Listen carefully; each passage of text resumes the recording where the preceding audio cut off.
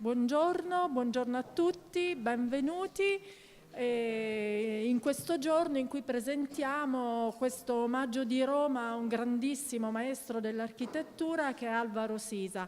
È un progetto congiunto che coinvolge il MAXXI e l'Accademia Nazionale di San Luca.